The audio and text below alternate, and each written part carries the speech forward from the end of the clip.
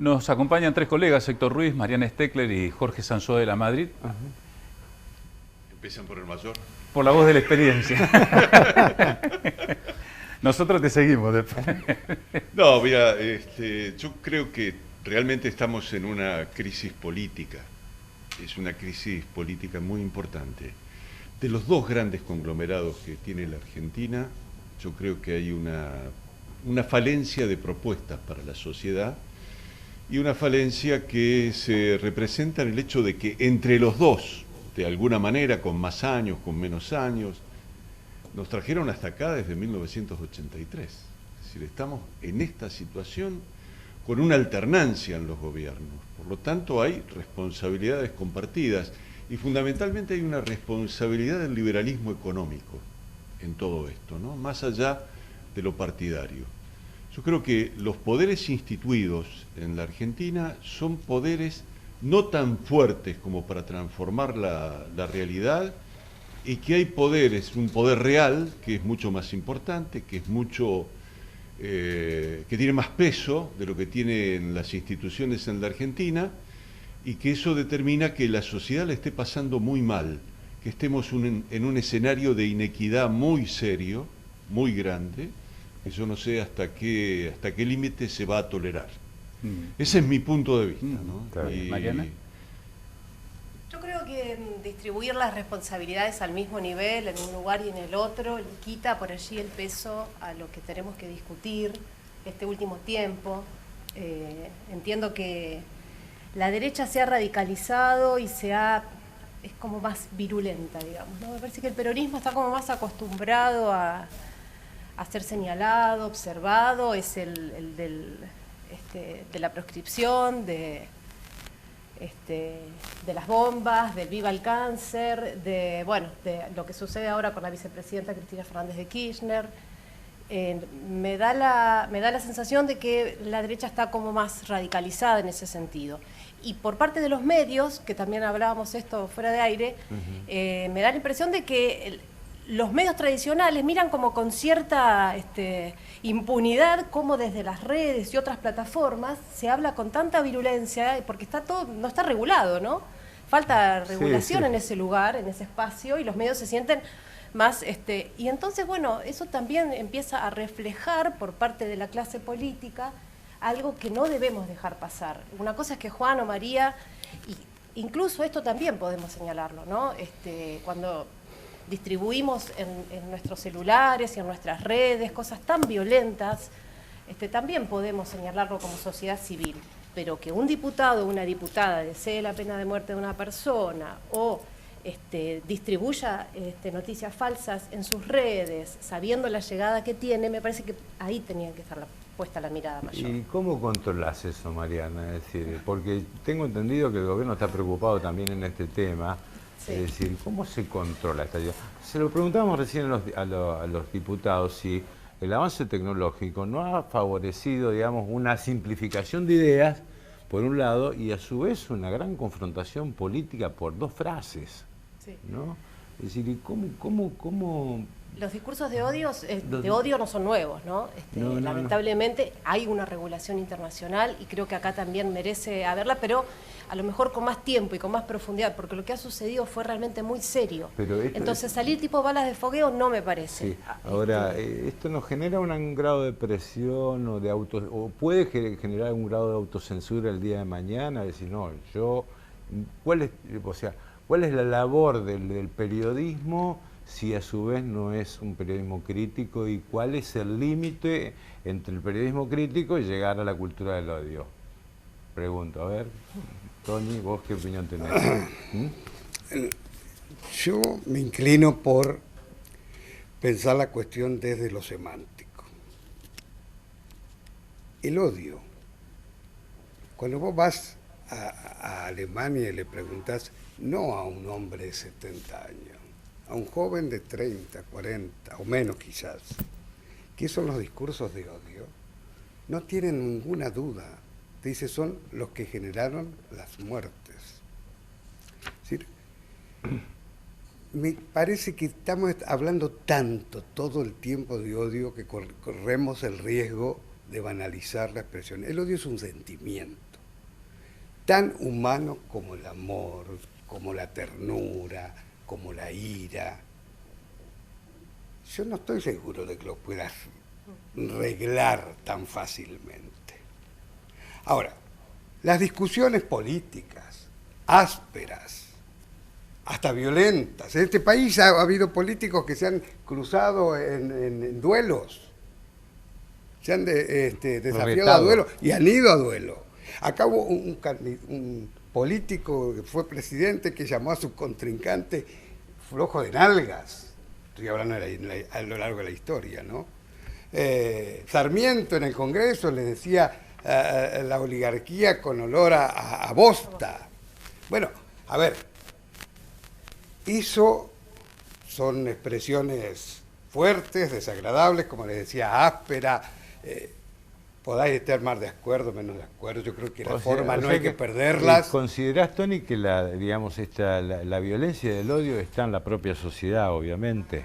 ¿No? Hay un autor interesante de un libro muy interesante que tiene que ver con la década del 70, que dice que la historia argentina es la crónica de segregaciones.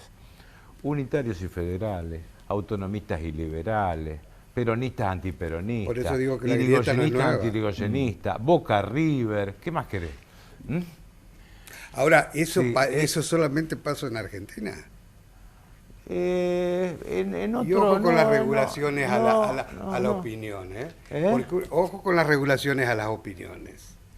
Es decir, porque regulando las opiniones, no vamos a regular los sentimientos humanos. Bueno, ahora, cuando el sentimiento humano lleva a la decisión de la liquidación del otro, ahí estamos frente al odio convertido en crimen. Lo que debe juzgarse es el crimen. Entonces, en este zarandeo así, si se nos mezcla todo... Es que estamos todos en el barro, me parece. Sí, claro que sí. Eso es preocupante. Es una cuestión muy importante, y es, en todo caso, cómo acumulan las fuerzas políticas. ¿A través de qué acumulan las fuerzas políticas? Y las fuerzas políticas no acumulan a través de propuestas. No están claras las propuestas. Porque, por otro lado, yo creo que hay una ausencia de propuestas de cómo salir de esto. Y entonces, ¿a qué apelan? A la descalificación del otro, a marcar una diferencia con el otro. Esa es una matriz de procedimientos, no diría ideológicas, pero sí de procedimientos, que tiene que ver con cómo se acumula. Entonces, la gente de Juntos por el Cambio dice, los kirchneristas son unos ladrones. Y los kirchneristas dicen, y ustedes son peores en ese sentido. Y no salís de ahí. Y no sale la discusión de ese tema. Entonces, ¿cuál es en realidad la propuesta que tienen para formularle a la sociedad? ¿Cómo, en todo caso, podemos articular una instancia que permita encontrarnos en un proyecto que nos incluya? Porque acá de lo que se trata justamente es de la falta de inclusión de la sociedad. Y lo podemos hacer, Héctor, porque en el 83 se pudo hacer. Se pudo hacer un consenso. Mariana quería hablar. Con Alfonsín estuvo Cafiero y estuvo su gente. No pasa ahora, lo decía la propia ex vicegobernadora Griselda Tesio, ahora, a propósito de lo sucedido con la vicepresidenta Cristina Fernández de Kirchner, ¿no? Dijo, llamó a la oposición en su conjunto a ser contundente, dice algo que no estoy viendo y me preocupa López Murphy, dijo ella, me preocupa Martín Tetaz, lo dice una ex vicegobernadora radical que está pidiendo que salga la oposición en su conjunto porque era realmente grave, fue realmente grave lo sucedido, ¿no? Yo creo que hoy si hay valor a preservar es el de la coincidencia, ese consenso, llamémosle alfonsinista del 83 o como quieran. Eso me parece que ese valor democrático republicano hay que preservar. Yo quiero agregar una cosa muy importante, creo, que tiene que ver con el poder, con cómo se manejó el poder con la política y con qué sectores políticos. Si nos remontamos al gobierno de Alfonsín, ¿quiénes eran los perseguidos por el poder? Los miembros de la coordinadora. ¿Se acuerdan ustedes, no? Eran prácticamente el diablo en la Argentina. Y hoy el diablo en la Argentina son los integrantes de la Cámpora. Y yo no estoy de acuerdo con ese tipo de persecución hacia lo que en todo caso fueron en su momento la coordinadora y hoy es la Cámpora, que nuclea en todo caso a los jóvenes que pretenden encontrar alguna salida desde el punto de vista político. Yo veo en otros también alguna perspectiva de nuclearse, pero como núcleo de ideas y como núcleo de discusión política en la Argentina, la reivindico. No adhiero políticamente, pero reivindico que existan como forma de expresión. ¿Cuánto y acuso a quienes la atacan, porque están atacando al sistema democrático. ¿Cuánto de esta violencia de los 70, a la que hacía mención Guillermo, o de este autor de la década de los 70, y de esta grieta, ha aportado la tecnología, no en Twitter, sino con la Big Data? Esto es de armarte noticias a través de las redes sociales a gusto y piacere del elector, que lo que quiere escuchar. Esto lo hizo Donald Trump, lo hizo Bolsonaro, se está instalando en la Argentina, si ya no se ha instalado.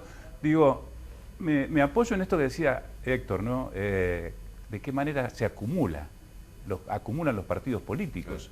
Entonces, apelar a esto es apelar a cualquier cosa, al arma, sin ausencia, a cualquier tipo de armas, en ausencia de propuestas. No sé si ustedes están de acuerdo con eso. No hay perspectiva de construcción desde ese procedimiento. Y me parece también muy importante en el papel de los medios destacar, yo destaco mucho la tarea de los periodistas de Santa Fe en general, ¿no es cierto? Con alguna que otra excepción, por supuesto, pero rescato la tarea de los periodistas de Santa Fe, porque los periodistas de Santa Fe, más allá de defender sus convicciones, tienen un método de procedimiento rescatable a comparación de lo que pasa con Buenos Aires, que además tiene el agravante muy significativo de que llevan el conflicto de Buenos Aires al resto de la Argentina. Sí, eso coincido plenamente con vos, Flaco. Pero por eso yo creo que no hay que tenerle miedo, los periodistas y las periodistas, ¿verdad? Sí. Yo creo que no hay que tenerle miedo a la regulación, esto que decía Jorge. Sí, Sanso de la Madrid. No hay que tenerle miedo, porque no es la cancelación ni la prohibición. Alemania regula. Sí. Una regulación, ¿no? Seria, comprometida, donde todos los sectores participen, donde Otros países también lo hacen. Otros países también. Entonces, en ese sentido, ¿no? No dejar librado, porque se nos puede ir de las manos, ¿no? Y un hecho como esto que estamos viendo no debe volver a suceder. Es un atentado contra la democracia. Ley de medios, por ejemplo, si hablamos de regular. Si hablamos de regular. Yo creo que la ley de medios, en todo caso, no fue como resultado digamos, lo mejor que se podía llegar a proceder. Era como una ley en algunos aspectos vieja. Pero cuando se aplicó contra Clarín, en lugar de aplicarse en función de resolver. Claro, no fue una ley creada para esto, fue para una ley muy democrática y discutida para dirimir cuestiones. Yo hablo de los procedimientos de cómo se aplicó. Nati Peruncho apenas llegó, dijo, chau, ley de medios, y nadie dijo nada, nadie quemó nada, no se tiró ninguna bomba. No, yo rescato varios aspectos de la ley de medios, los rescato. Y aún así no subestimemos a la audiencia ni a la gente. Es decir, pretendamos una sociedad que esté cada vez más informada, interesada y que tenga la voluntad de apagar ese programa que no quiere ver, aquel que no le interesa, aquel... Hay que llamar a una responsabilidad ciudadana también. Yo creo que sí. Yo creo que tenemos que decirle a nuestros gurises fundamentalmente, mira, vos tenés el poder. No mires eso.